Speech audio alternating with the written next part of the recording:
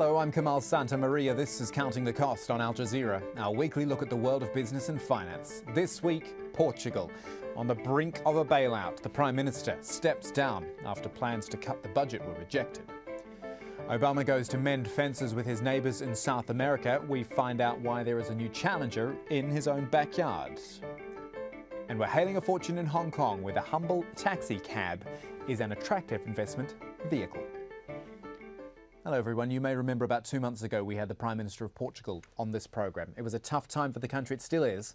But at the time, José Sócrates was still claiming Portugal would not need any sort of financial bailout. He was quite staunch about that and about his own abilities. In fact, he said, quote, "I have done it before and I will do it again. I know exactly what to do and we don't need any kind of help but confidence in our policy and economy," end quote. On Wednesday, José Sócrates resigned, and in doing so moved Lisbon a step closer to calling in the International Monetary Fund and its European partners. The Prime Minister's hand was forced, basically. He failed to secure the opposition's support for more austerity measures, and so with the writing on the wall, he left. He was facing an uphill battle too. Consider these numbers. The Royal Bank of Scotland reckons Portugal would need a rescue package worth at least $113 billion if it did go cap in hand to the IMF. It needs to raise $28 billion this year to refinance its budget, and needs the money to repay debt. In April and June, bondholders are owed $13 billion. All this as the economy is expected to fall back into recession and unemployment stands at a record high of more than 11%. Here's Barnaby Phillips with more for us from Lisbon. So what we've got here, Kamal, is simultaneously an economic crisis and a political crisis. Let's look back at how events have unfolded here in Lisbon. The bell summons him into Parliament, but he's a dead man walking, at least in political terms. Prime Minister José Sócrates, his time almost up. Inside the chamber, a long debate, but there was never doubt that the opposition would vote against the government's austerity measures, forcing the Prime Minister to step down. Fully aware of what they were doing, the opposition parties have made it impossible for the government to carry on. And as a consequence, I've presented my resignation to the President of the Republic. But now it seems very likely Portugal will need external help. In many ways, this crisis has come at the worst possible time for Portugal, just as the country is slipping back into recession and at a time when it's finding it simply too expensive to borrow money on the international markets. Not far from Parliament, a group of postmen protest about welfare cuts and rising taxes. They say working people are shouldering the pain, whilst the privileged are still living well. But if Portugal does take a bailout, there will be more cuts to come. The biggest problem is the government spending over the last years and the leverage of the public sector. Those investments were misdirected to non-productive means of the economy. We have invested in projects that just are not productive, and now we have to pay the debt that was generated by those projects. The lesson from Greece and Ireland is that even a bailout won't solve Portugal's problems. It will only be a new chapter in a painful adjustment. We're on the very western edge of Europe, but what happens here matters to the whole continent. Obviously, Kamal, the fear across the Eurozone has been one of contagion, and we have seen this crisis spread from Greece to Ireland and now apparently to Portugal. All eyes now will be on Spain, a much bigger neighbour, a much more important economy.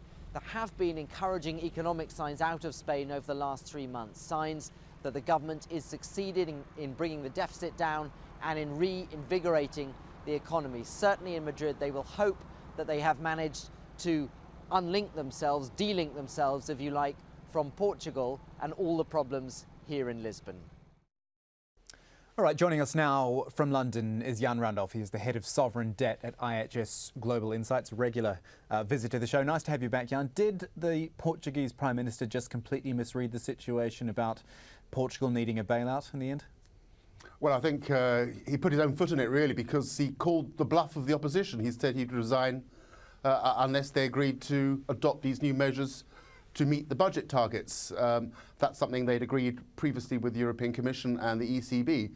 So the opposition's called their bluff, and now he's resigned. And so we're in this phase of political uncertainty with a caretaker government and elections coming, and that's just added to market nerves. Do you feel the idea of a bailout, IMF, EU bailout, is still inevitable? Because that's what so much of the talk has been, that it's just a matter of time until Portugal goes to the IMF and the EU.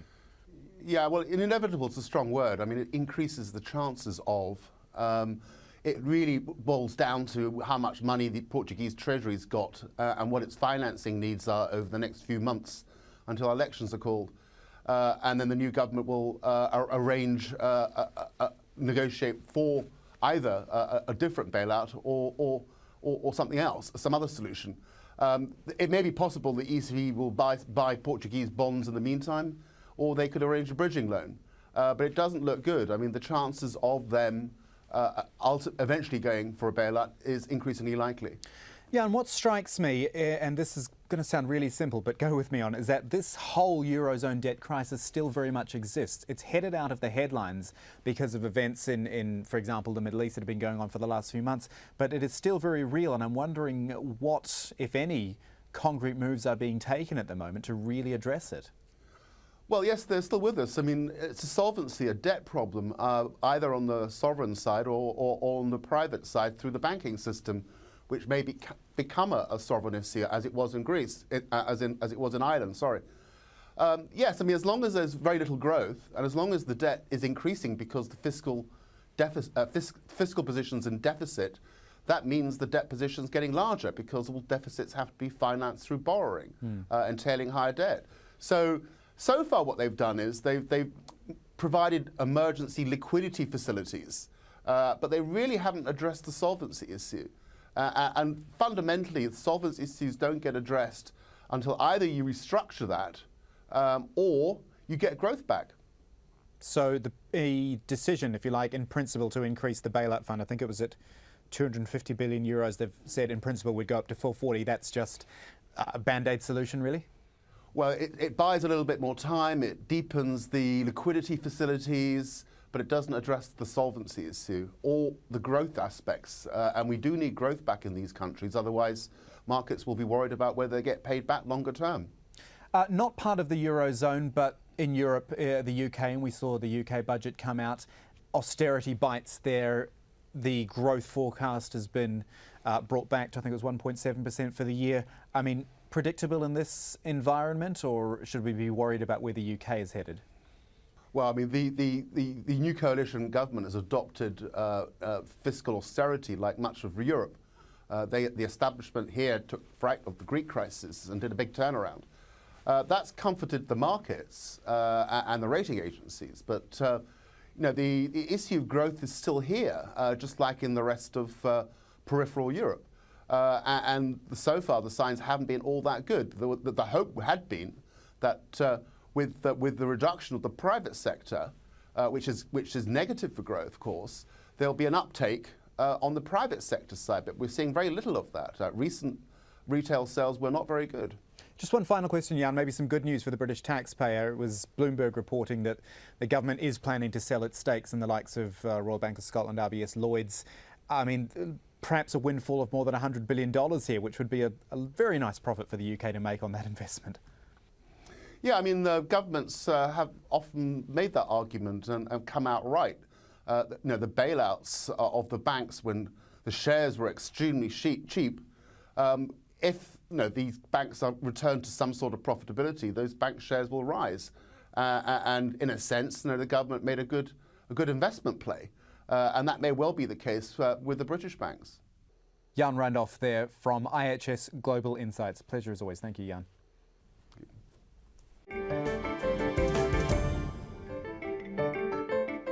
Back in the 1960s, President John F. Kennedy launched the Alliance for Progress, an effort to turn Latin America away from Soviet influence. Almost half a century later, President Barack Obama is back in the same region, this time to halt China's growing economic muscle on the continent. While the US has been caught up with Iraq, Afghanistan, its own economic problems too, China's been providing nations in America's own backyard with much-needed funds for growth. For example, Argentina agreed a $10 billion package with the China Development Bank to renovate its ailing railway system. Colombia is in talks with China to build a railway link between the Atlantic and the Pacific Oceans, possible alternative to the Panama Canal. And last year, China became the biggest investor in Brazil with $15 billion worth of projects ranging from steel plants to electric networks. Let's just focus on Brazil for a moment. Biggest economy in South America, one of the fastest growing. Of course, part of the BRIC nations as they are known, Brazil, Russia, India and China, that are all increasing their own political and economic clout on the world stage. As you might now expect, China is Brazil's biggest trading partner. Trade rose 53% to $56 billion last year. Look at the comparison with the United States, only $45 billion there.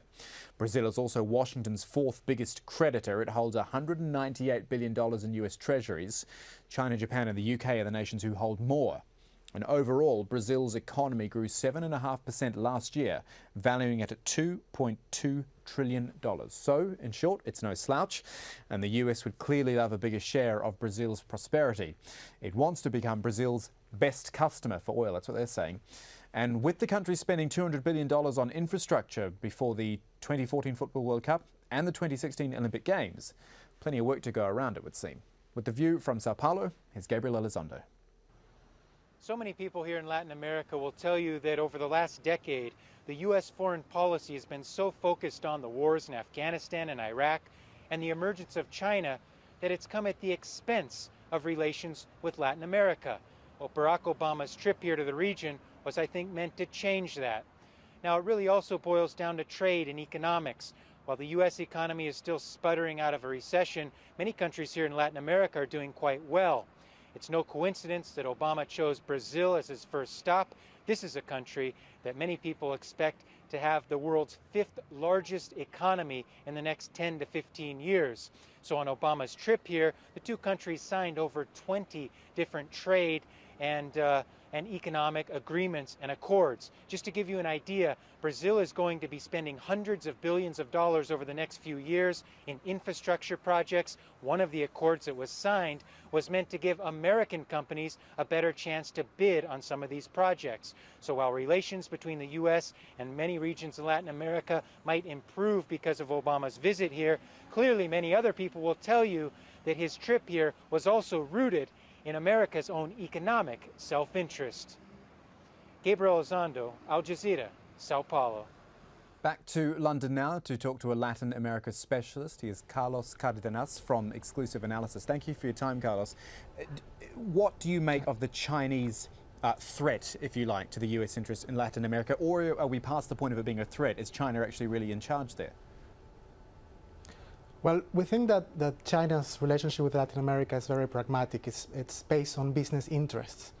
The U.S. is still Latin America's main trading partner and the main source of foreign direct investment. However, they have been losing the opportunity to do business in the region, and this advantage is something that China has taken advantage of. The Chinese, they have mostly invested in natural resources. They are purchasing metals from countries like Peru, soy from Argentina, but they're also building big infrastructure projects. These include power plants, roads, and they're also becoming a lender of countries that have difficulties to access credit abroad, like Venezuela and Ecuador. So it is more of a pragmatic relationship with China of making businesses in the region, and the United States trying now with these trips of Obama to the region to jump into these new opportunities that are coming in the region. So where can the United States get in? If China's tied up, as you point out, a lot of the infrastructure things, the real hard concrete things, where can the US get in? Well, one of the main challenges for American companies is that most of the American companies, they have shareholders and they make the decisions based on profits. The problem is that the Chinese companies are mostly run by the state, so they're more concerned on security of supply. The United States, and one of the main reasons why Obama came to Brazil, was to secure projects for infrastructure for the World Cup and for the Olympics, but they also have an eye on the pre-salt fields offshore in Brazil. The United States, they want to become one of the main importers of Brazilian oil, especially because they have trouble with Venezuela, which is next to it. And they also want service companies to have a big participation in all of these billionaire investments that are going to take place in Brazil in the pre-salt area. What do you think President Obama did actually achieve? Did he come good on those sorts of things? Well, we think that his trip to Brazil was just a starting point. He didn't come out with any major announcement. And this is an indication that everything will start from now. There are still some differences with the Brazilian government.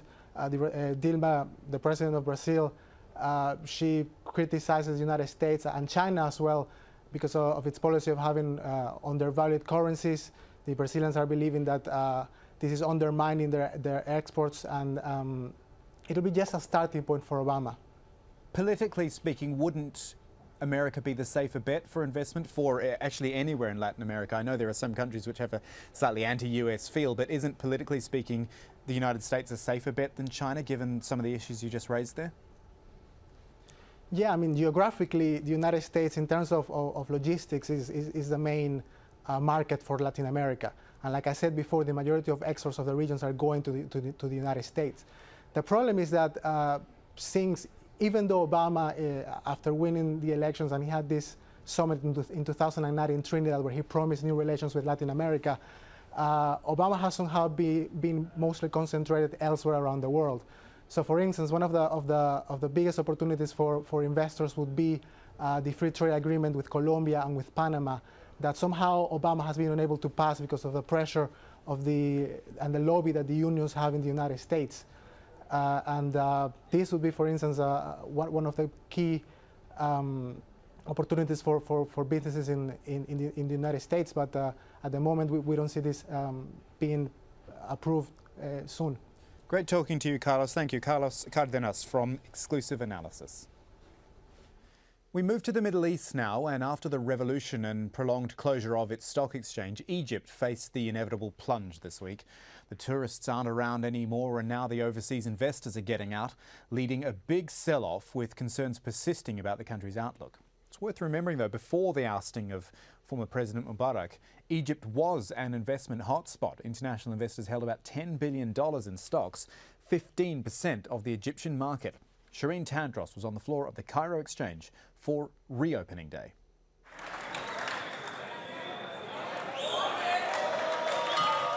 It took weeks to open and seconds to fall. In the first few minutes of trading, Egypt's benchmark index fell 10%, costing the country almost $7 billion and temporarily stopping trade. It was expected, and some are still hopeful. The measures taken by the stock exchange helped as it limited the fall to 10%, and soon after that we began to get some buying of stocks, like in the cement Sinai company. The Egyptian stock exchange was suspended on the 27th of January after 2 days of consecutive losses due to the mass protests that had engulfed the country. After Mubarak stepped down, there were several attempts to reopen the exchange, but the situation in the country was thought to be too volatile. In the end, the Egyptian exchange faced removal from some indexes had it remained shut. The authorities here are in crisis mode. They're limiting the number of hours of trading per day, and they're also saying that anyone who buys stocks and shares in the Egyptian stock exchange can't sell them on the same day. The effect of the plummeting exchange is likely to have serious repercussions not just on Egyptian investors, but the rest of the population too. If the foreigners are going out of the market, this will affect actually the exchange rate of the Egyptian pound. And if the exchange rate of the Egyptian pound going down, then the price of the imported goods, many of them are necessity goods like wheat, actually will go up. It's the literal cost of the revolution, and what people hope will be a short-term loss for the sake of the country's long-term gain.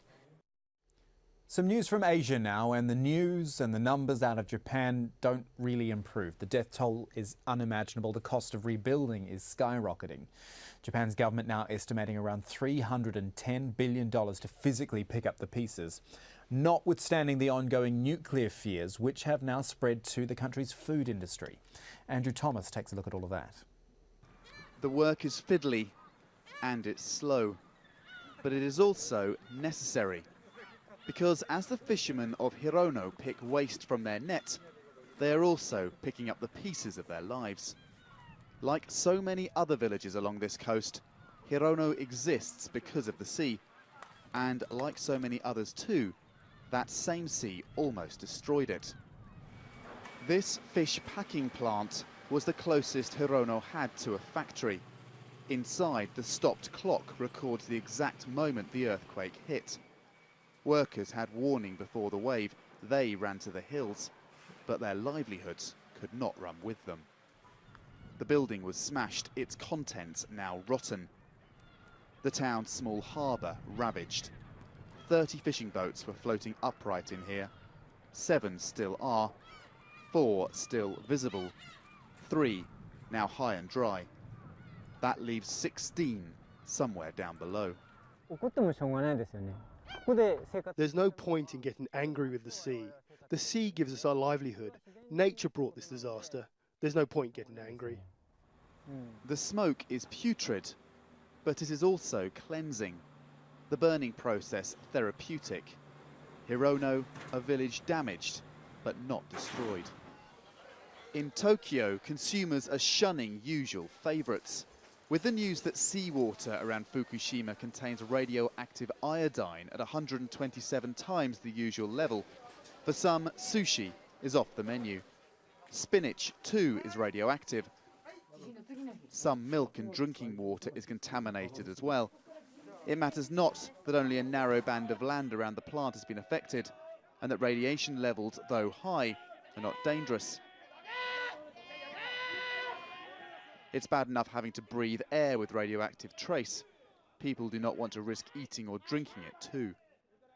The government says they're not harmful to human health, but customers will definitely refrain from buying these products. Both China and Taiwan have already announced extra tests on Japanese food imports. The United States has banned the import of produce from the affected area, while Japan's government has warned some against drinking tap water and local milk. TEPCO, the company that runs the plant, is promising compensation for farmers affected. But the effects of this scare will be felt long term. Once radioactive contamination was in the air, it was always likely to get into the ground and into the sea too. The great concern for Japan's agricultural businesses that it now remains there for a generation. Finally this week, taxis in Hong Kong. It seems driving one is a pretty reliable income earner for many residents. But owning a taxi licence is even more lucrative. Rob McBride takes a look at what's driving the surge in value. Haggling over a taxi. The cheap part of the deal is the vehicle. What costs is the licence to operate it on Hong Kong streets, now topping 5 million local Hong Kong dollars or 640,000 US dollars. Always seemingly busy, offering a stable income, taxi licenses are easily tradable and have been climbing in value, making the owners of them Hong Kong dollar millionaires. And when towards the end of the journey you're trying to work out what should be the tip, you can't help but be influenced by the thought your driver might be a millionaire. Taxi driver Cheng Ka-shing plays down such talk. It's probably a bubble, he says, and in any case he's too young to retire. And most of the licenses increasingly belong to investors who rent out their taxis for others to drive. Until a few years ago, it was mainly taxi drivers, but now there's a whole range of people who are looking to invest. Mr. Lowe was working as an engineer and a part-time taxi driver when he got a loan for his first license 20 years ago. Today he's just about to buy his 13th and he's not driving cabs anymore.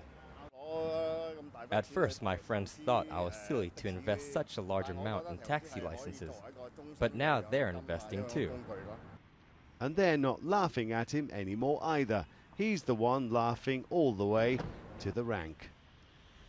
Just time enough to tell you about Counting the Cost online. You start at aljazeera.net/English, click the business tab at the top, you follow the links to the Counting the Cost page. Blogs, episodes in full are up there. And then when you want to get in touch, you get on Twitter. @KamalAJE is where you'll find me. You can send in questions, thoughts, just get in touch if you like. Always happy to hear from viewers of the show. But that is it for this edition of Counting the Cost. I'm Kamal Santamaria from the whole team. Thanks for joining us. The news on Al Jazeera is next. Jazeera.